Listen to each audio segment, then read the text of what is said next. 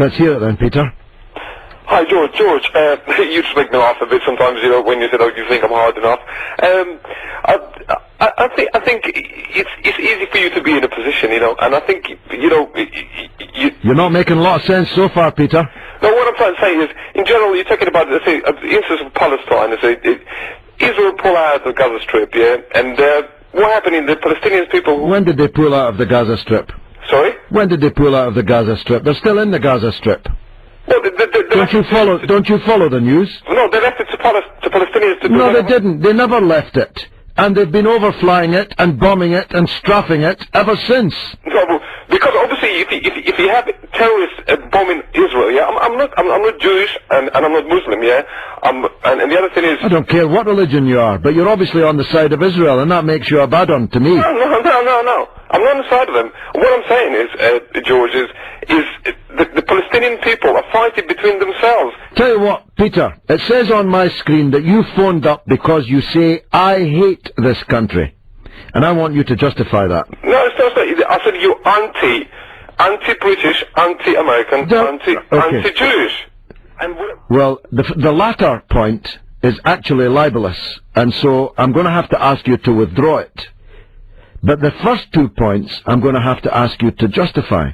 What conceivably have I ever said that indicates that I hate Britain, the country in which I live, in which my children and grandchildren have been born and must live? What conceivably have I said that indicates a hatred of Britain? Tell me. No, I don't think you hate Britain, no. Put up or shut up. No. Put up then, come on. You said it. It's written here on the screen. You said it to my young men. You said it to my young men that I hate this country. Now justify it. You said, just in your own words, just 30 seconds ago, that I'm anti-British. Tell me why. Yeah, in everything you explain, everything you go against... Well, give me an example. Well, what I'm saying, you always say that there is a coalition of British and Americans and Jewish. They're always trying to do something. Well, I have never used the word Jewish. Not ever in my life. And that's twice you have defamed me. I talk about Israel. I talk about Zionism. I never, ever criticize anyone because they're Jewish. Now stop saying that. Okay, George, you have to forgive me because English is not my first language, yeah? That's why if I say Jewish, I mean the Israeli state, yeah? Yeah, well, it's a rather important distinction if you're going to come on a national radio station. Okay, whatever language is your first language. Yeah, but it's my third language, if you like. English, yeah? So what I'm trying to say, George, is be more realistic and look at things, what's actually happening, you know? When people all their lives fighting for their freedoms, yeah, and they get their freedom, yeah, and they're fighting between themselves. There is something wrong in the core of them people, you know? No, it's nothing wrong in the core of them people. That's a racist idea. There's nothing wrong in the core of them people. The problem is that their country has been wiped off the map and that they've been occupied for 40 years in the West Bank and Gaza. 40 years under illegal military occupation. And you know what? Neither Britain nor the United States lifted a finger to help them. In fact, worse than that, we gave everything to the people who were illegally occupying these people. That's what's wrong, Peter. What's wrong is that Israel is given every weapon, every dollar that it needs in order to carry out its illegal occupation and to keep a country wiped off the map. And people like you are so stupid that you think the problem is the victim. Stop blaming the victim, Peter. Open up your eyes, however many languages you can speak. We'll go to Clive in Hammersmith now. Hi there, George. George, I've got nothing against people demonstrating, like, because I heard that you've got a Stop the War one on over the weekend, even though there is no war. It's mainly two Muslim factions. There is no war, Clive. You obviously didn't hear the news today about the 25 Afghan civilians torn to pieces by American bombs in Afghanistan.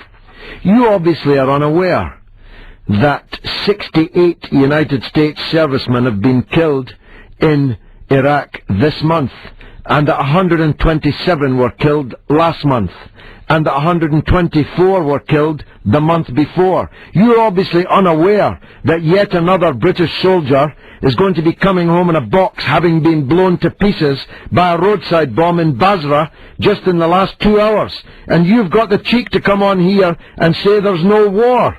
But George... And by the way, thanks very much for having no objection to us having a demonstration. It's none of your business whether we have a demonstration. It's our right to have a demonstration, whether you like it, mate, or not.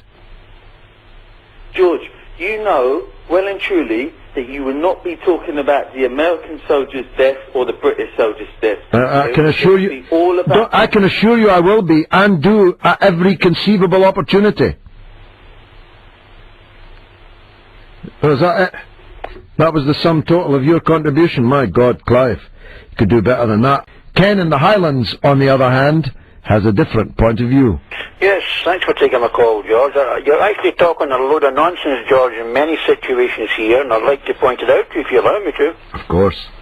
Now, you said earlier that you believed that Palestine was an Arab country at one time, and Israel has occupied the Arab land of Palestine. Well, that's what the international law says, Ken. I know it's not your Old Testament Bible-belting truth, but it is the fact of international law that Palestine is illegally occupied by Israel. That's a fact. There is no, and there has never ever been in history, a country called Arab Palestine, George. Well, do you know this, Ken? There's actually a very large mural. If you come to London, I'll show you it.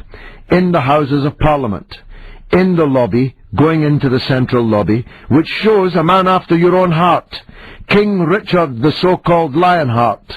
It was painted in 1179, and it says, and I quote, King Richard Coeur de Lion, embarking upon the crusade to Palestine for the recovery of Jerusalem from the Saracens. Palestine, capital P, Ken, 1179. As a territory, George, not as a country. Now let me explain to you this. You stupid, pedantic, Old Testament, Bible-belting fool. Nobody else lets you on their show. Why am I even talking to you? Are you scared to listen? There's a red circle around your name on everybody's show on Talk Sport because you're bonkers. Are you scared to listen? No, in fact, I'm enthralled. I'm enthralled. Listen for a minute. Yeah. The nation, Israel became a nation in 1312 BC, 2,000 years before the rise of Islam. The Arab refugees in Israel only began identifying themselves, George, as a part of a Palestinian people in 1967. You obviously weren't listening to me, Ken. There's a mural in Parliament from 1179 of King Richard the Lionheart setting sail for Palestine. Capital P, Palestine, 1179. Palestine was named by the Roman occupation of Israel. But you've just told us there was no Palestine. Not as a nation, there has been a... I'm sorry, I've had enough of this.